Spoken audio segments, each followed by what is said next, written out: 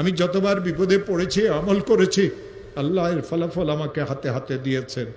এই পর্যন্ত সারা পৃথিবী থেকে 10 লক্ষের উপরে এই আমল করে যারা আমার কাছে ফোন করে।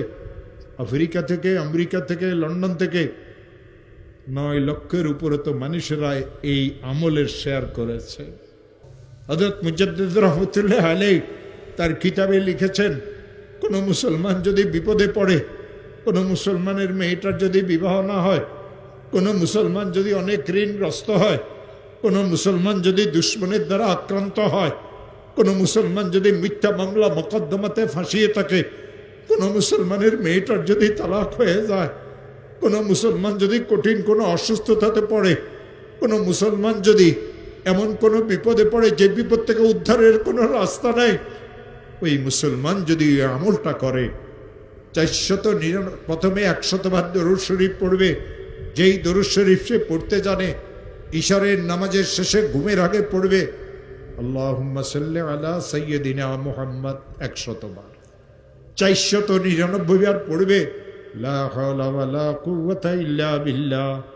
একবার পড়বে লা হাওলা ওয়ালা কুওয়াতা ইল্লা বিল্লাহিল আলিয়্যিল আযীম।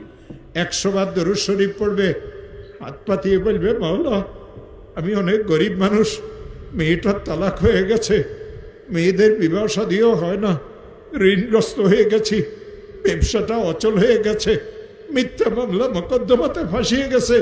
যত কঠিন বিপদে হোক না কেন, যত কঠিন বিপদে পড়ুক না কেন, আমার মওলা বলেন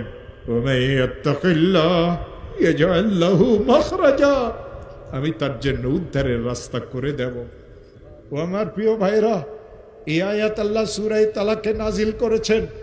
কেন সূরা তালাকে আয়াত নাজিল করেছেন জানেন? ইসলাম ধর্মে সবচেয়ে নিকৃষ্টতম জায়েজ হলো এই তালাক। এই তালাকের কারণে 2টা পরিবার ধ্বংস হয়ে যায়, মাসুম বাচ্চাদের জীবন ধ্বংস হয়ে যায়।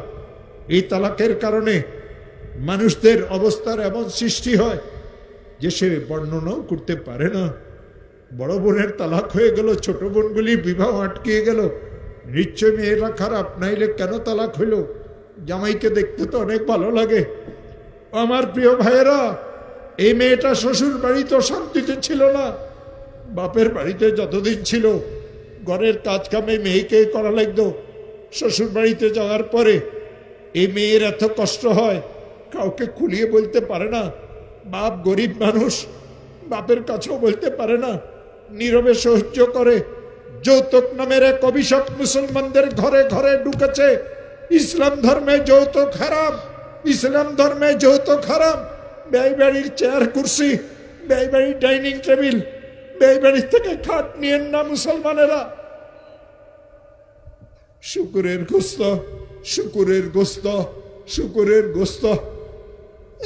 যৌতুকের অর্থ আর মাল এই 2টা সমান।